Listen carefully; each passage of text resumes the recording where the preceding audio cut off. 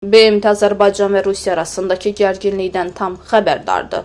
Bunu BMT baş katibinin sözçüsü Stefan Dujarrik deyib. İyunun 27-sində Rusiyanın Yekaterinburg şəhərində Rusiya Federal Təhlükəsizlik Xidməti tərəfindən 2 azərbaycanlı mülki şəxs Ziyəddin və Hüseyn Səfərovun işgəncə ilə öldürüldüyü bildirilir. Onlar tanınmış azərbaycanlı jurnalist Seyfəddin Hüseynlinin qardaşları idi.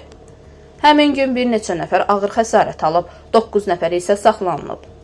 Hadisə ilə bağlı BMT-nin hələlik niyə heç bir rəsmi qınama və Rusiya tərəfindən açıqlama tələb etməməsi ilə bağlı suala cavab olaraq sözçü baş verənlərdən xəbərdar olduğunu deyib.